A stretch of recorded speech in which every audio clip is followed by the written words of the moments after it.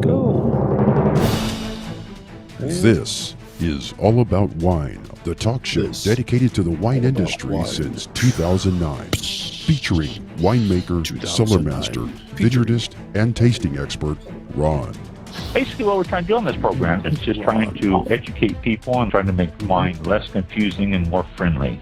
From coast to coast and around the world. You know, we really have had some neat people on the program. I love that. Post your questions and comments during the live show on our Facebook page at www.facebook.com/allaboutwinebtr. Again, that's www.facebook.com/allaboutwinebtr. And now, All About Wine is on. Here's Ron. Oh, yeah.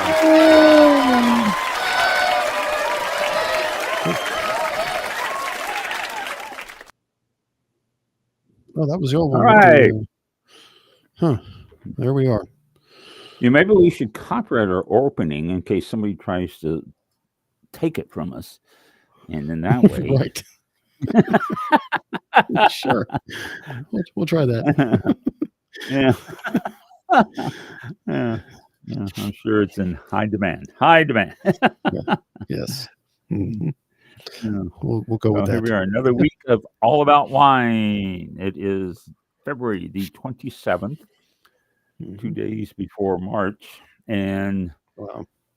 it's what, 7:02? Yeah, 7:02. We got, since we've been on Restream, we're not told on Blog Talk Radio. They had this neat little British accented girl that would get on there and tell us when it was almost ready to go live.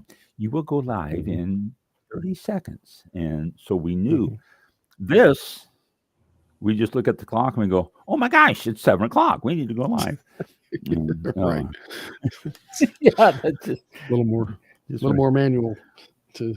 yes, it is. And it gives us a 3-second countdown on this one. So as soon as you hit go And that's live, it it. goes 3, 2, 1, go.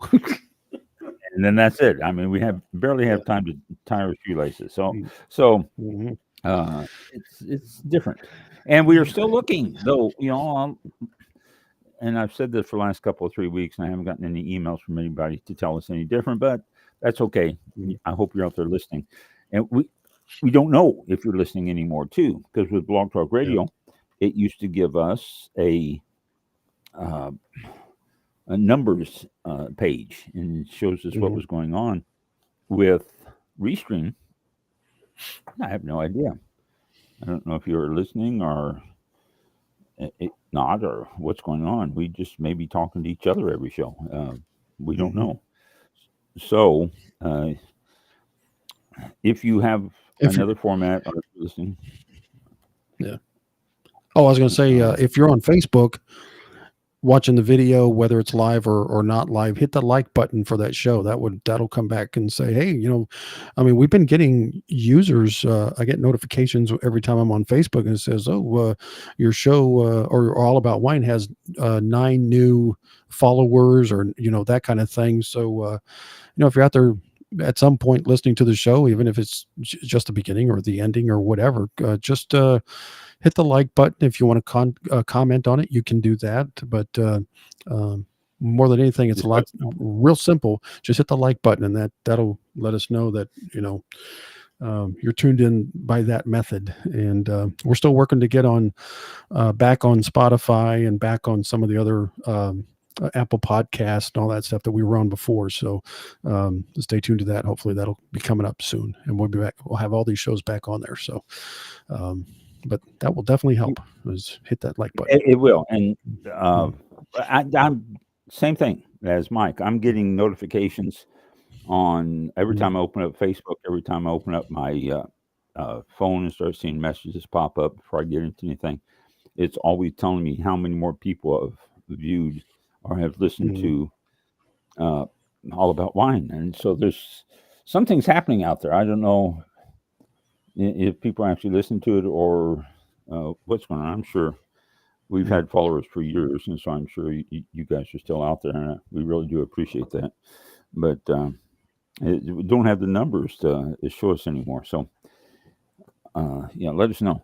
And it's funny because I say we don't have numbers. Whenever I get a hold of guests, trying to book a guest, some of these big name guests that we get from different wineries and stuff say, "Well, what is your numbers for listening?" And and I've always told them I have no idea what our numbers are, because we don't have any solid way to find out.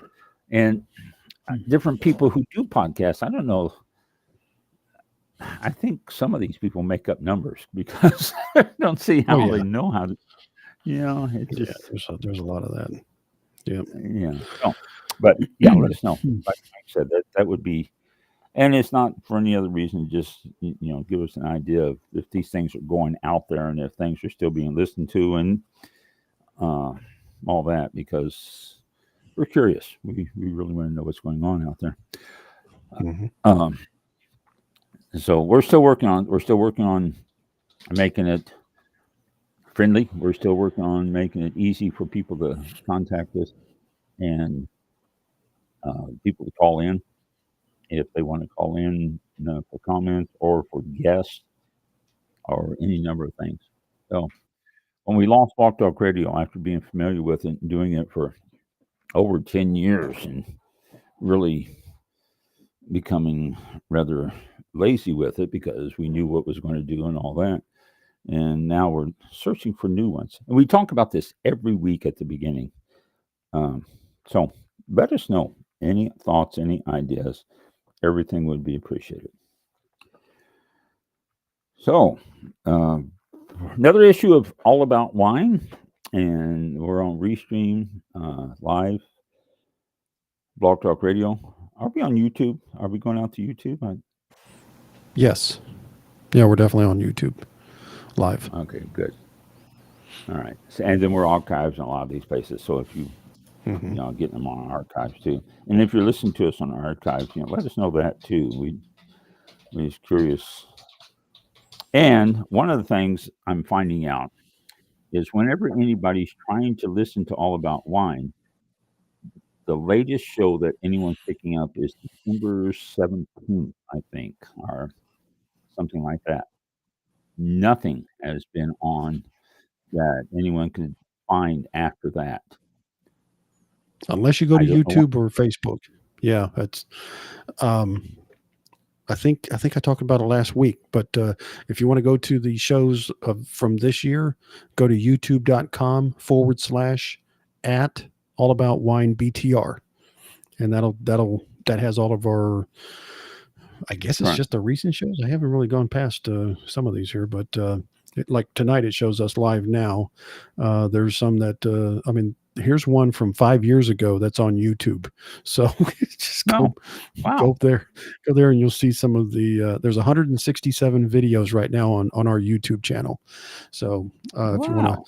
to replay some of those, go to, it's the @ sign. It's youtube.com/at all about wine BTR, and that'll take you to it. That's the @ sign, not AT. It's just shift 2, I think it is. So yeah, shift 2. Oh, So use that, yeah. and you can visit our YouTube page, and that has 167 on it. So it's been quite a bit. Wow, we had YouTube.com Gregory at V. All About Wine. Jones. Yep. Yeah. Yeah. BTR. Yeah, Greg Yeah. Jones. Yep, Greg Jones was on in 2012, 5 years ago. So, special guest. Huh. 10 years. Wow. Was it? Yeah. Oh, Yeah. I wonder why 10 it says maybe it was uploaded 5 years because it said oh, and here's December 14th, 2023 cigar show. Huh. No. So that was on there. That's the show date. Oh, So yeah, that was up there. Huh. some of those. Oh, excuse me. I ask Alexa. We have Alexa as our household companion. I'm doing taxes this year, and I tried to add Alexa as a dependent. They won't let me. But we have Alexa, and I said, Alexa, play the latest issue of All About Wine. and it was December the 17th issue that she played. Oh. Yeah, I have to fix some stuff up So there. I don't know. Okay. Just Yeah. We'll talk. Could be We'll talk because Monday. yeah, they may not have. Yeah, they may not have had the later episodes. But we'll get that fixed and get them back uploaded. So pretty good. Yeah, we're working on it. It's a journey in progress. So hopefully Yes. we'll get everything before very long. Have it. Yeah. You got our email, so if you contact us about anything, then let us know. We'll be happy to open for suggestions. Okay, got just an informational show for you tonight. A couple things that I put aside out of the San Francisco Chronicle, a couple wine stories. That's, again, I mentioned it. That's why I get the Chronicle, for the wine stories. And I like San Francisco. I lived outside San Francisco for many years, and I love the town. At the time, I loved the town. From what I've been told by lots of people who have been there recently, it's not a great town to love anymore, which is really sad because I thought San Francisco was great, but they still have a good hub for wine. So before I go into anything else, nothing to do with wine, but I think this is so super cool. If you don't know this already, then check it out. February planetary alignment.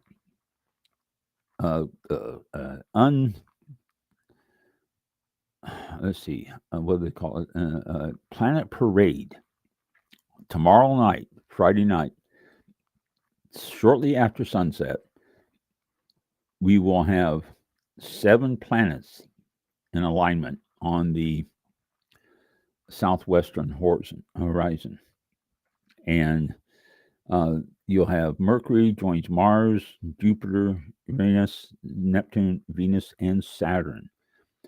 And you can see all of them with the naked eye except for Uranus and Neptune. And you'll need some, they say, high-powered binoculars or telescope to view those. But a rare celestial event coming up. So I am going out there and looking forward to seeing it as much as I can. I get a little small telescope. I hope it's strong enough. But that's happening tomorrow night. Excuse me. That's happening tomorrow night. And they're saying the best time again is shortly after sunset. What the rest of the time? These profiles of the planets. Which planets will align again? Yeah. April 17th, 4 planets will align. August 10th, 6 planets will align. And February 28th, 2026, which is a year away, 6 planets will align.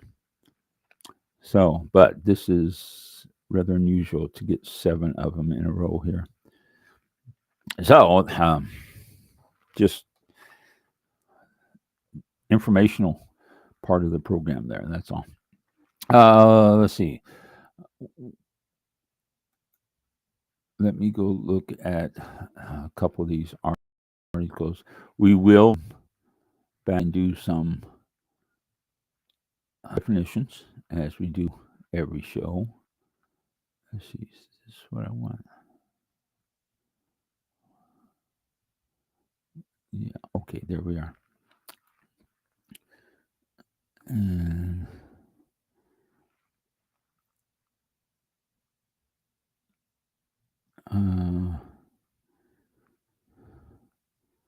okay. Sorry. I trying to find the ones that I haven't read you and the ones that I have. Okay, here's one that's 6 weeks old, which I hadn't gotten around to sharing with you yet. It says a Napa County winery says it owes $8 million after a legal battle. and it is Hoops Vineyards. They are located just a little small winery in Napa, and a Napa County Superior Court judge ruled in favor of Napa County in its 2022 lawsuit against Hoops Vineyard and second-generation proprietor Lindsay Hoops.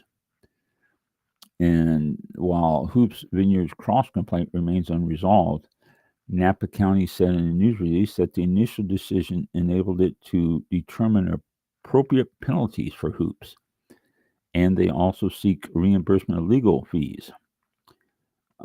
The county has since submitted a request for $5.9 million in penalties, $2.1 million in attorney fees, and over $300,000 in other costs. And the winery is saying that they can't pay that amount of monies. Let's see. Let me see. Napa County defended its request for $5.9 million in penalties because of 12 separate and distinct violations. The maximum penalty would be $60 million. They're only seeking 5.9. They recognize the full penalty amount is of the duration of the violations could lead to an unreasonable total that exceeds the purpose of a civil penalty. The controversy has inspired other small wineries to speak out against the county for what they see as lack of transparency and inconsistent enforcement of winery rules. They joined forces with Hoops and Smith Madrone and Summit Lake Vineyards joined forces with Hoops and filed a separate lawsuit against Napa County in federal court citing constitutional rights violations. A hearing is scheduled for actually tomorrow. And fines and fees will be discussed. So, Napa's the big dog, and they really do shove small wineries around. Small wineries don't have the money to fight them. And so you find this with lawsuits and all that popping up all the time, which is, in my opinion, ridiculous because a lot of the lawsuits are just frivolous. It's just that Napa's saying you're not listening to my rules and I made the rules, and so therefore I'm going to sue you if you don't. And here's let me read this paragraph here.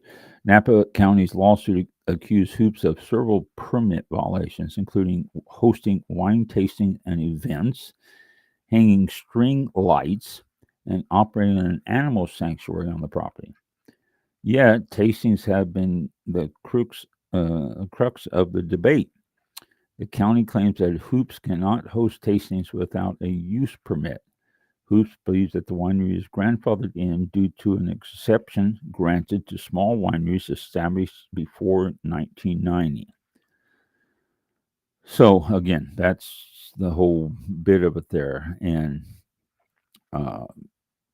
these grandfather laws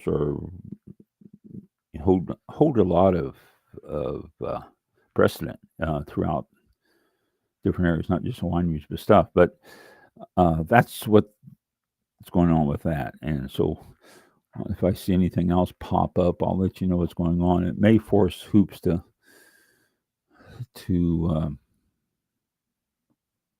get out of the business, which, possibly could. Okay. And let's see. Let me get out of that and get out of that completely. And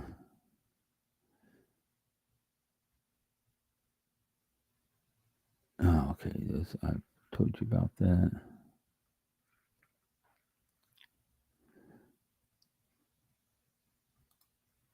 Okay, this is from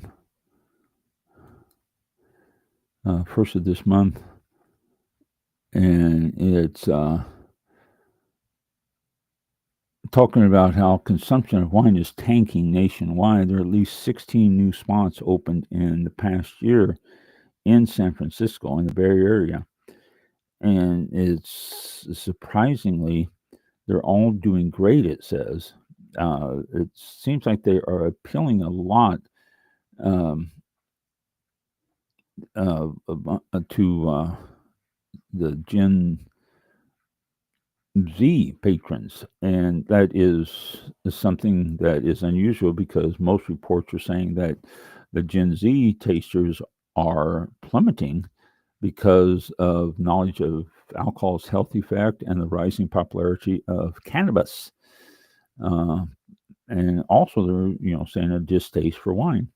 But these new wine bars in San Francisco are really doing well, and it's because of the Gen Z crowd that is frequenting them. Uh,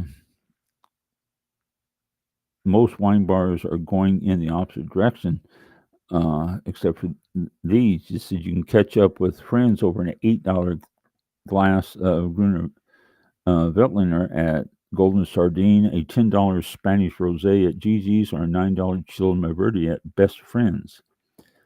And they said that these are affordable prices in San Francisco. I can believe it. I'm sure other places it's not quite up there, but it's a big turnaround for wineries. Well,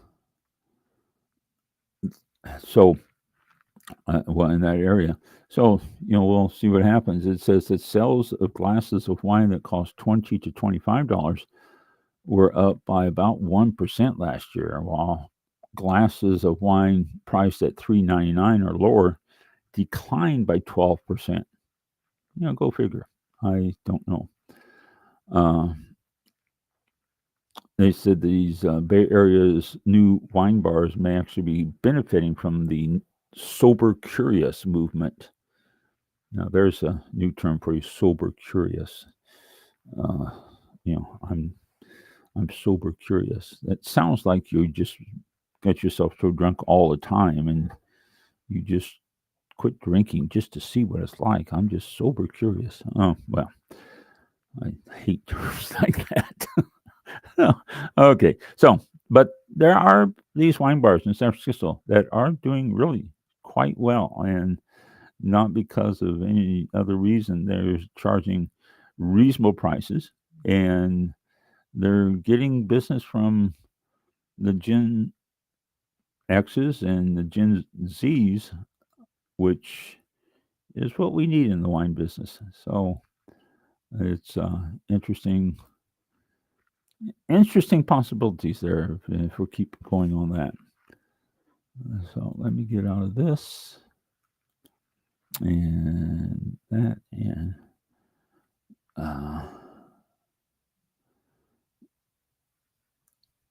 okay. This is from 2 weeks ago in San Francisco Chronicle again. And the headline is Grape Harvest Worst in 20 Years.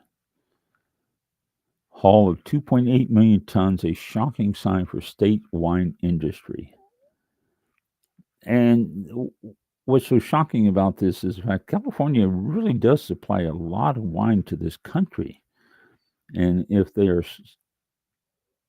dropping down that much on their harvest, it says, quote, in 2024, California wine had its lightest harvest in 20 years, yet another indicator of an industry in trouble. I keep hearing this. I keep hearing that the wine industry is in trouble. And, well, I get to San Francisco Chronicle, and I'm seeing these articles, Napa, Sonoma, Livermore, Monterey, Central Valley, stuff like that. These are big wine areas, lots and lots of tasting rooms. And I'm getting this continuous thing that the wine industry is in trouble. I'm not seeing anything from any other regions that are telling me the same thing. So is the wine industry in trouble, or is the California wine industry in trouble? And I tend to think it might be the California wine industry. There are lots of wineries out there throughout the country, And just because California is not selling their grapes, that doesn't mean that other areas aren't doing well. But let me tell you a few things on this article. The total grape crop was 2.8 million tons. That is down 23% from the 3.6 million tons in 23, according to the preliminary report. The crop hasn't been this small since 2004, when 2.76 million tons of California wine grapes were crushed. And it's been dropping. A massive grape and wine oversupply combined with a global downturn in wine sales left growers struggling to find buyers. They've even, after they're slashing their prices, grapes were left on the vine to rot because they can't get the price. Let's see. Final tonnage was even lower than expected. Grape broker Turntine Brokerage called the report nothing short of shocking, because the final report between 3 and 3.3 million tons, it wasn't that high. The light harvests are typically attributed to lower yields, usually the result of extreme weather events like heat waves, frost, or fires. The 24 vintage did have lower yields than normal due to an October heat wave, but the industry's struggles were likely the greatest factor in the notably small crop. President of Allied Grape Growers, Jeff Bitter, a cooperative that represents around 400 growers in California, has urged the wine industry to pull grapevines out across the state to force a supply correction. In 2024, he recommended that 50,000 acres be removed, and in September, he estimated that 30 to 40,000 acres had already been pulled out. This could be a contributing factor to the smaller harvest. The state report doesn't note how many grapes were left on the vine. Despite the sharp decline, grape prices were down only 4.5% overall in 2023, while some Napa growers told the Chronicle last fall that they cut the price of their prized Cabernet Sauvignon by more than 50%. The average cost of Napa Valley Cab dropped by 1% to just under $9,000 a ton. That's criminal. You say, oh, $9,000 a ton. That's like 3.5 times more than any other Cabernet being sold anywhere. Prices will likely continue to drop in 2025 as more grape contracts expire and current market conditions come balance. They said this is the worst since the Great Recession, but it gives buyers an upper hand.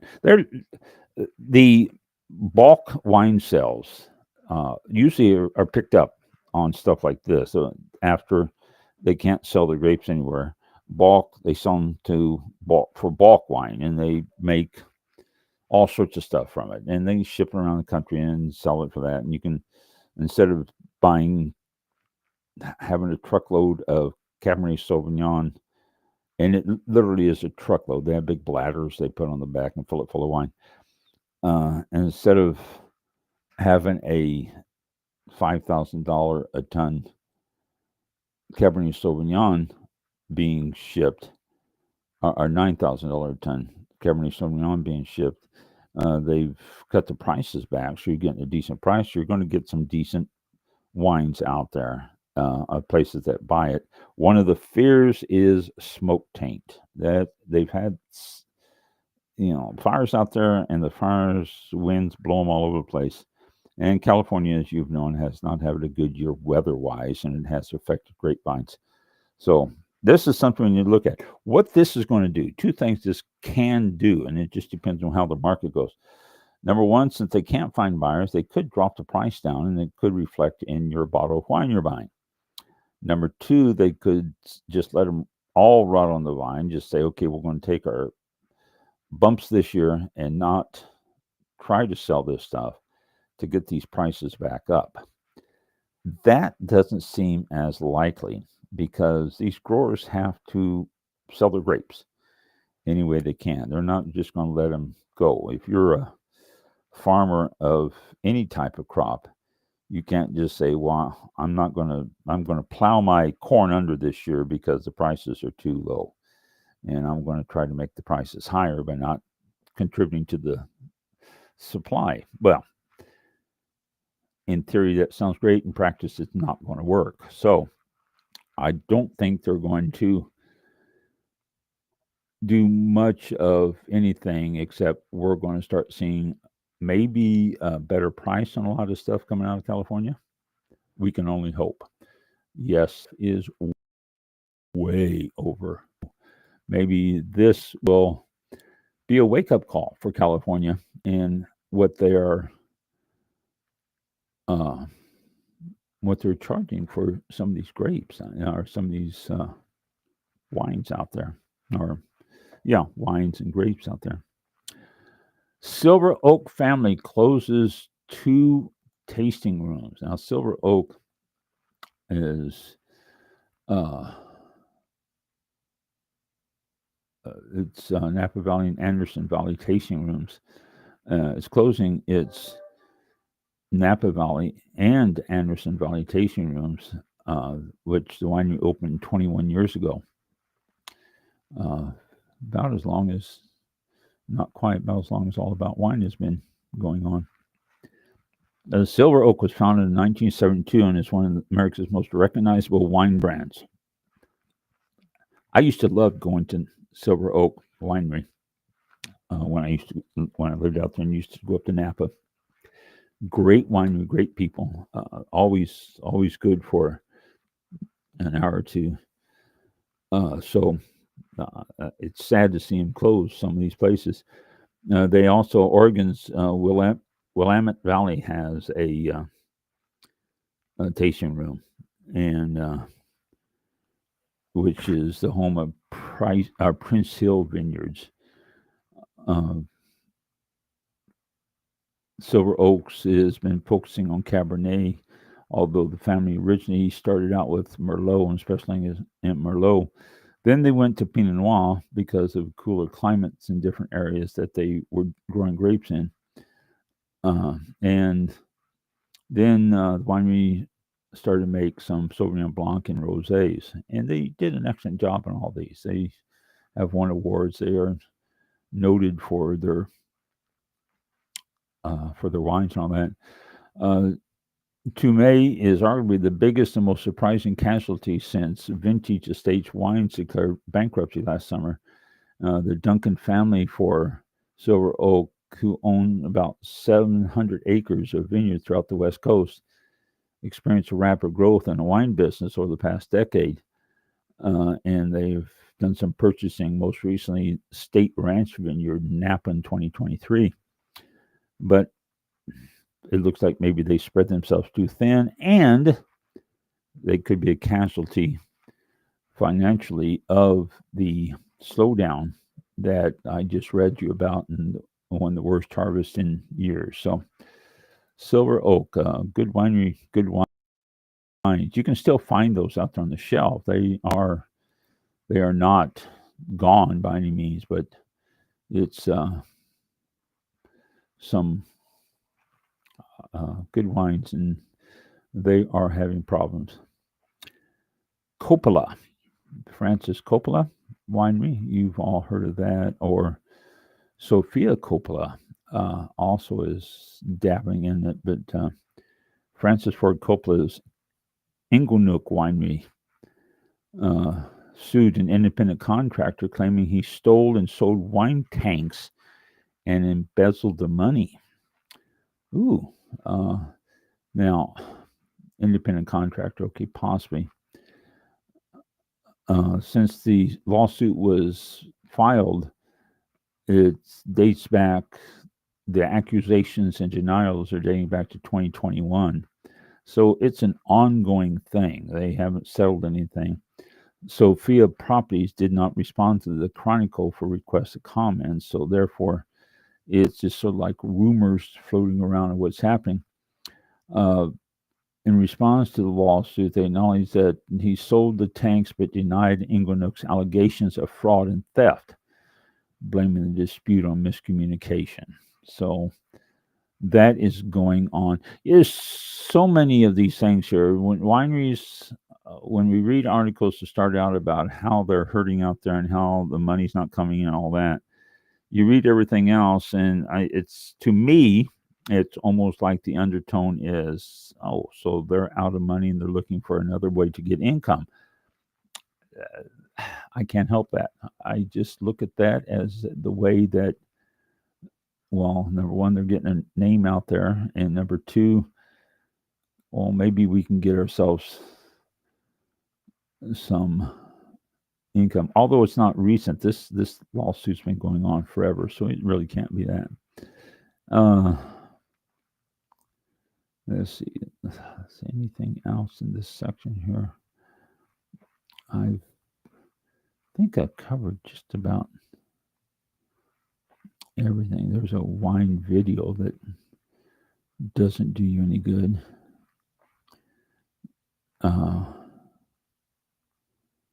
And what is this? Okay.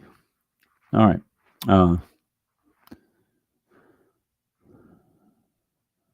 I think those are what I wanted to read you. And I've talked about a couple of these others. So that's it. I think we're caught up on this. Why don't we go and I'm going to do a few definitions here before we move on to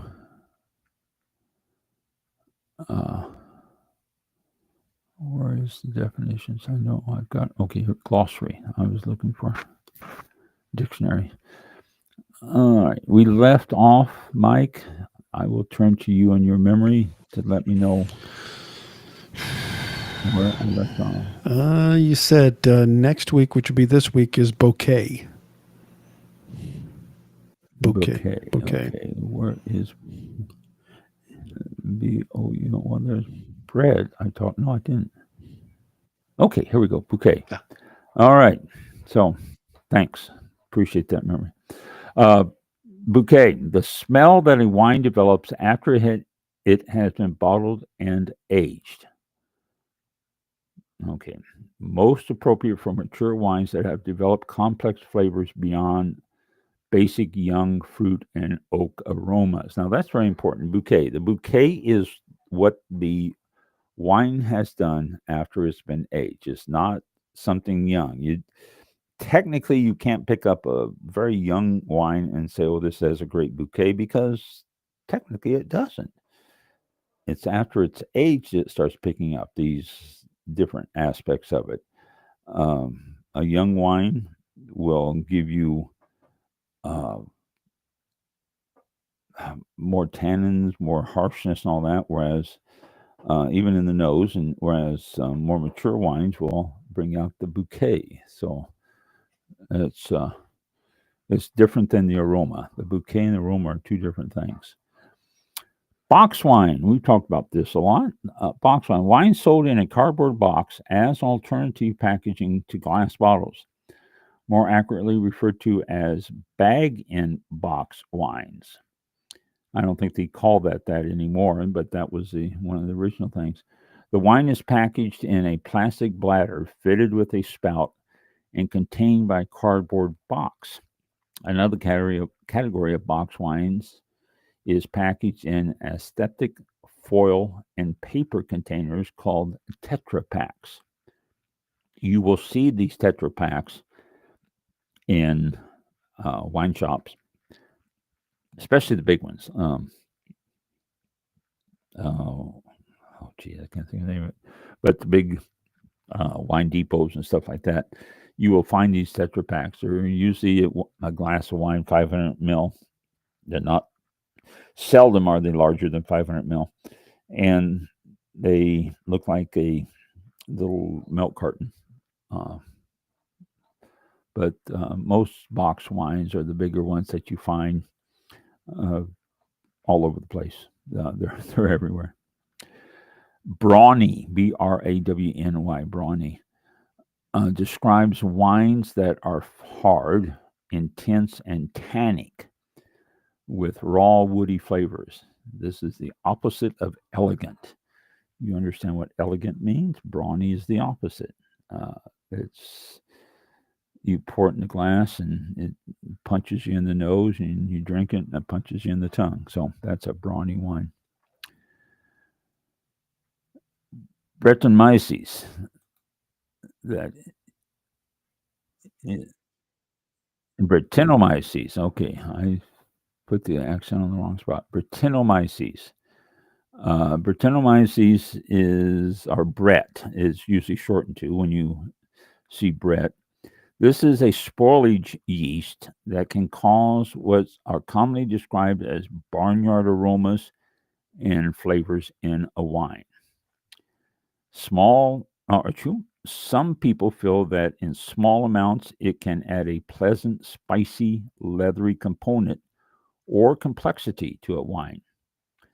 Others feel that it is a flaw in any amount. Sensory thresholds and tolerance of Brett vary, and that's the key to it.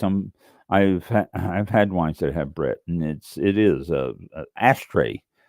I think is a better description than barnyard. It's just like you smelling an ashtray and tasting. That's what Brett reminds me of. Um, and I just the taste almost is like you stirring up the ashtray with a little bit of grape juice and sipping it. It's horrible. I mean, but the ones I had with Brett were really, really overpowering with Brett. Excuse me, really overpowering with Brett. And so maybe with a small amount, it might be different, might be beneficial. I can't see it personally, but some people, wineries like that little bit of bread in there. And again, your threshold amount for the bread varies. Some people, uh, a wine could have bread in it, and they can tell once you pour it into the glass. Other people sip on it and they say, "What? It tastes a little bit off. What is it?" And so uh, that's Brettanomyces. Uh, Brary, Brary, describes young wines with an earthy or stemmy wild berry character. Berry, berry, like dairy, only berry. I can honestly say I've never used that term. Bright, used for fresh, ripe, zesty, lively young wines with vivid, focused flavors.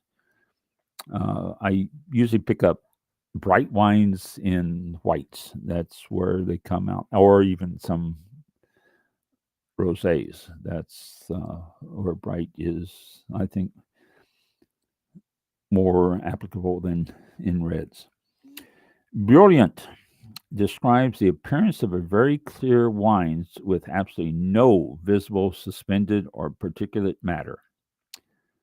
Not always a plus, as it can indicate a highly filtered wine from which many of the components that contribute flavor have been stripped, which is true. You can filter wine to such fine uh, layers of filtration that there's nothing left in it. You can filter out aromas, you can filter out bouquet, you can filter out everything, just depending on how tight you want to put the filter.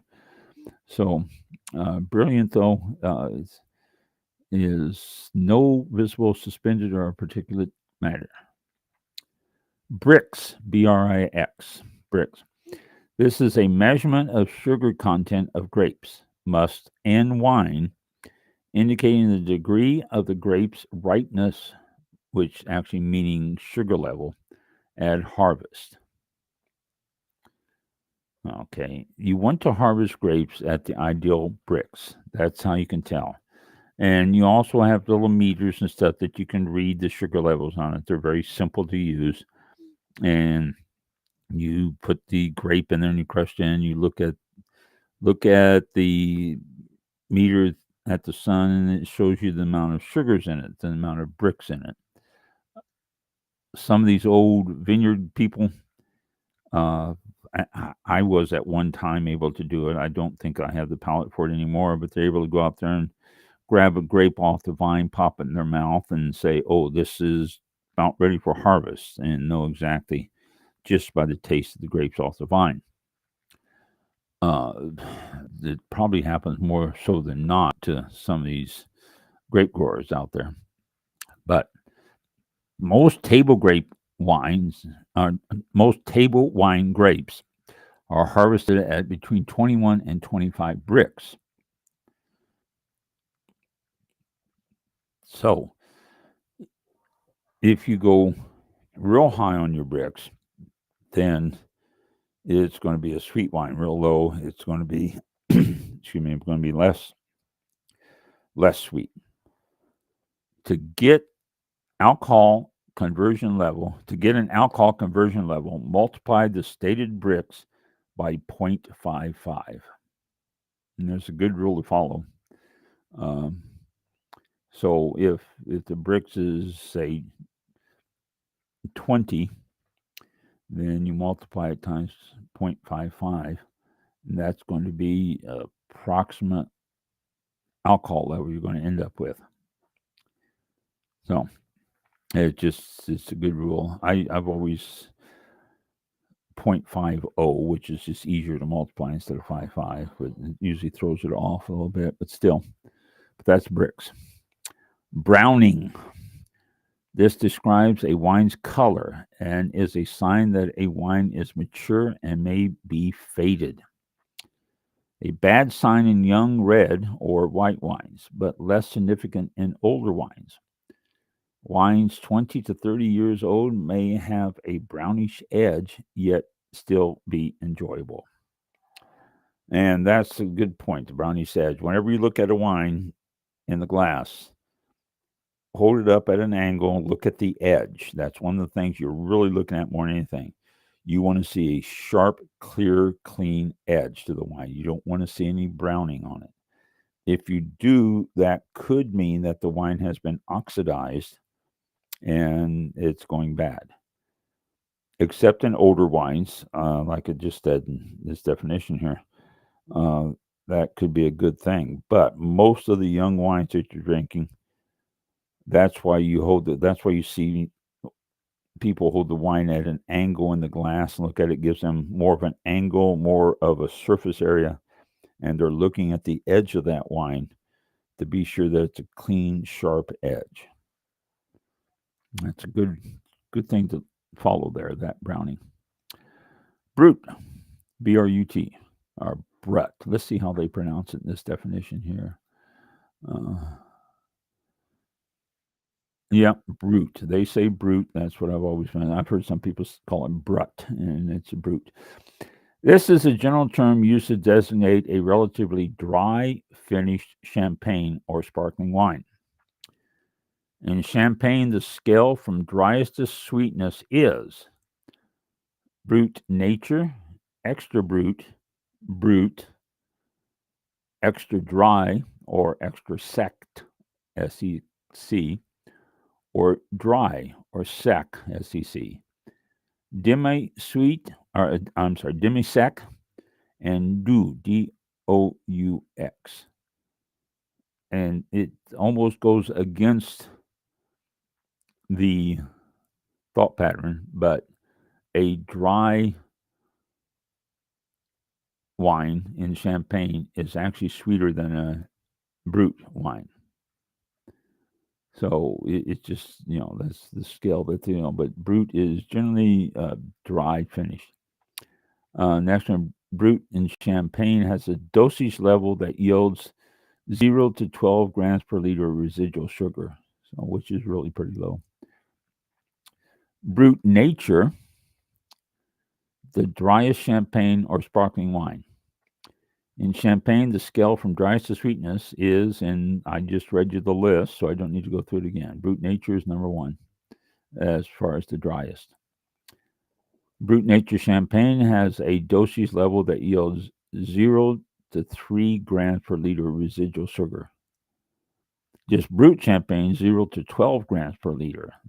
Brut Nature, 0 to 3. Brut Zero also is another term for Brut Nature. And, well, there's 5 more on this page, and then we'll stop. Bud Break. If you've listened to the show, you've heard me ask wineries, when do you get bud break? This refers to the start of the new growing season, when tender green buds emerge in early spring's warm temperatures, typically March in the northern hemisphere and in September in the southern hemisphere. The vines are especially vulnerable to frost at this stage. Oh, yes, they are. You've always, I'm sure over the years, have heard about a late frost hitting in vineyard areas. It destroys the crop because all these buds and all these flowers are coming out in the frost, and it kills them, and it gives them nothing after that. Bung, B-U-N-G, that's the rubber, glass, or plastic stopper that can be placed into a barrel's bung hole. Similar to a cork placed in a wine bottle, barrels are usually filled through the bung hole. And that's that hole on the side, and then the bung is the rubber stopper, is usually what I see as the rubber stopper. Burnt, B-U-R-N-T, describes wines that have an overdone, smoky, toasty, or singed edge. Also used to describe overripe grapes. I would venture to guess that everybody's had a burnt wine. They haven't always recognized it or know what to call it, but I'm sure you've tasted some of them because, surprisingly, there's quite a few out there. Buttery. This indicates the smell of melted butter or toasty oak. Also a reference to texture, as in a rich, buttery Chardonnay. And the butter comes from the oak, but a lot from a second fermentation, a malolactic fermentation. The malic acids are fermented. Malic acids, same acid you're going to find in milks and stuff like that. And last one on this page, and last one for tonight on this, by the glass. This refers to the section of a restaurant's wine list that offers wines by the glass as opposed to by the bottle. Convenient for small parties and moderate drinking. These selections tend to have a higher markup. So there you go. That's it for this page and for tonight on definitions, our glossary. And next week we will move on to, oh, come on. I can't move on unless it gives me a chance to move on.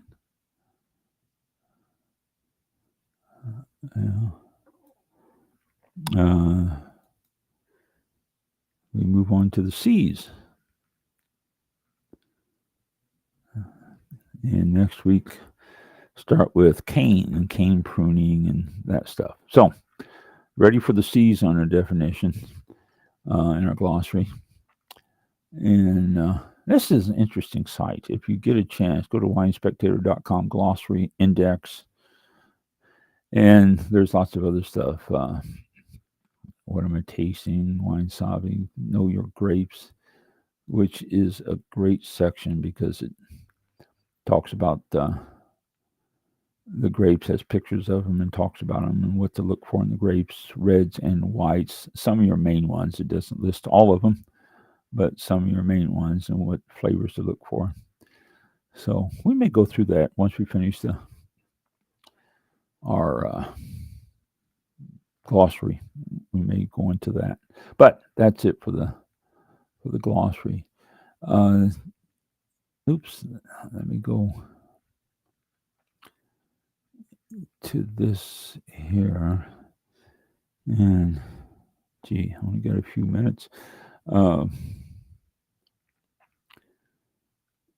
me. Well, that's not the section I want. Is this it?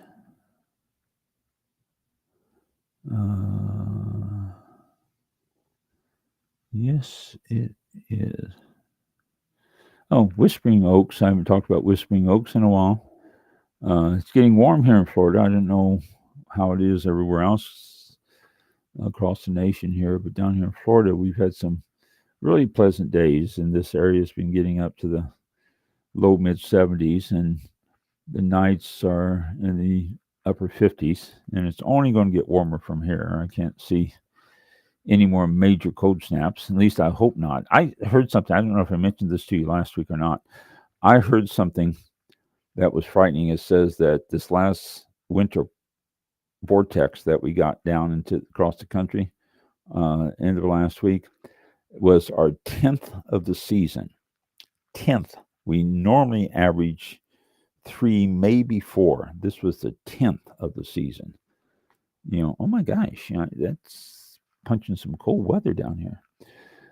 So the Whispering Oaks, located in north central Florida here, has some interesting guests or musical artists coming up.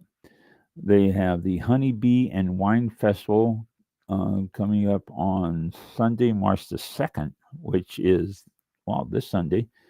They have Storm Riders, the Doors Experience, One Day Blues Rock Mini Festival, in March 2nd afternoon. Oh, what's this? The Doors and the Beach Boys, Buoys, Beach Boys. Ultimate Beach Boys Tribute. That's Thursday, March the 20th. Okay, that's that date. So Thursday, March the 20th, the Beach Boys. And the 2nd, March 2nd at 2 o'clock is the Doors tribute bands. And Whispering Oaks has a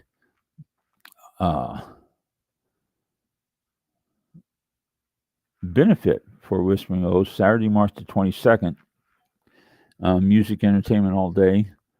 And it states, as they recover from tragic fire, we give back to those who have given our community so much.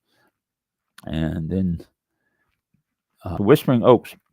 If you're in Florida, Whispering Oaks is located at 10934 County Road 475 in Oxford, Florida.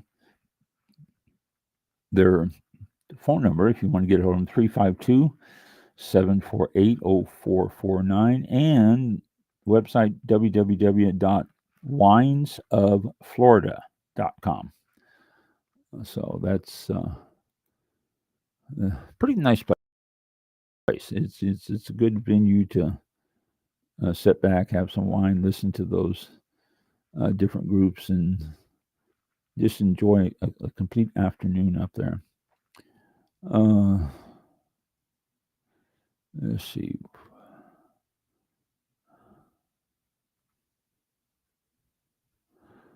Okay, Esther Mobley. I want to talk about her for a few minutes before I get emails from her. This is out of the San Francisco Chronicle. It says California wine has been ravaged by wildfires, but what if some drinkers like the smoke? Yeah. Oh, what if they do? It says some people may actually enjoy the taste of smoke taint, according to new research,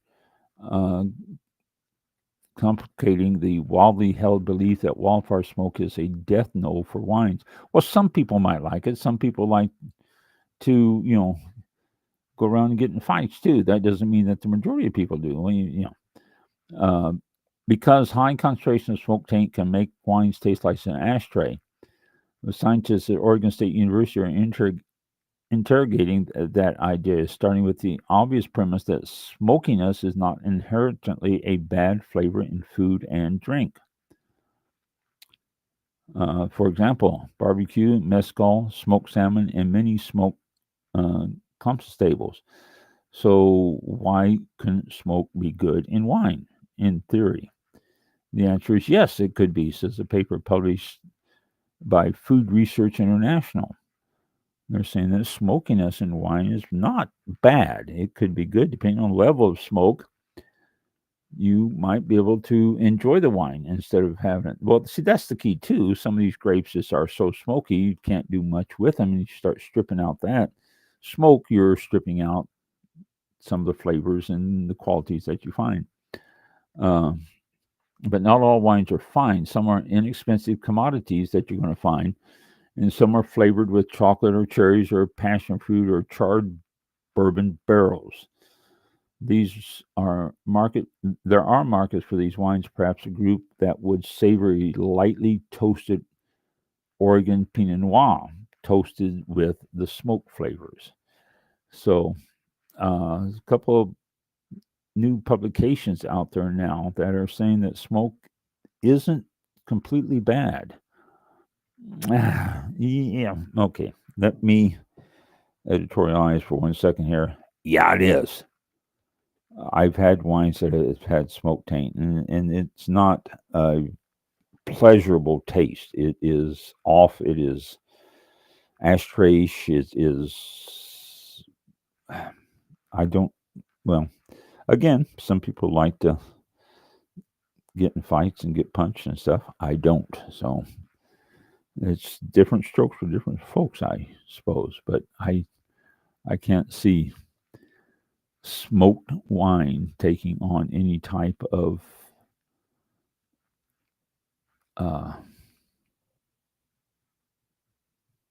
market, if you will. Okay. I think I'm done for the night here. Anyone want to get in touch with us, do so. We are always looking for guests. We are always looking for comments about the show. We always looking of anything I might say that it was wrong. You want to listen to that too? Anything. So. Right. Yep. Well, there you go. It is just after 8:00 p.m. here on Thursday, the 27th of February. We'll go ahead and close the show for this week and come back again next Thursday, which will be March the 6th. Wow. We're already in March. Come back next Thursday, March the 6th at 7 p.m. to catch the live show, or you can always tune in to the reruns or something on social media and YouTube. Thank you all for tuning in. Have a great week and March 4th. Great weekend. March 4th. Tuesday, March 4th. Army Day, March 4th. Yeah. Army Day, March 4th. Okay. Yeah. Thank you for that. Yeah, definitely. Things to mark your calendar with for sure. Yes, along with the Celestial event tomorrow night. Yeah. Mm-hmm. So. Yeah. I didn't know you had a telescope, so that's pretty. It's a small one. It's not real big. It's a small one, but I tell you what, when you try to look for planets and stuff like that, it's not steady, and it's just. I have a tripod for it, but it's difficult, and it's so much light pollution here. That's the problem. Oh yeah, that's the problem. Yeah, couldn't do anything much with it, but hey, it's always something to bring them in a little closer and get a look at. That's true. And it's fun looking at the moon when we have a full moon, seeing all the craters and all that stuff. That's fun too. Yeah. For sure. Well, contact us, contact the show, allaboutwine101@gmail.com. That goes to Ron, and you can tell him, if you're in the industry or want to represent the wine industry, you can contact him there, or if you know somebody, be sure to pass that along, who's into the industry and would like to be on the show. We'd love to, kind of advertise back and forth there, and it helps them out and helps us out as well. We'd love to have you on the show, so reach out and let us know, or if you have any questions or comments about the show, let us know. Do that. allaboutwine101@gmail.com. Operators are standing by, void where prohibited, and not available in California and Alaska and Hawaii. I don't know why, but it always seems like I don't know. Avoiding the following states. Yeah. It just sounded good. Yeah. We'll see y'all next week. Yeah. See y'all next week. Have a good one. Thank you. Be safe out there. This concludes tonight's broadcast of All About Wine with your host, Ron. For show information, links to All About Wine on Twitter and Facebook, or to be a guest on this show, visit the show website at www.allaboutwinebtr.com. Archived shows are available for download on iTunes or on our show page at blogtalkradio.com/allaboutwine. Thank you for listening. Drink responsibly, and we'll see you next time on All About Wine.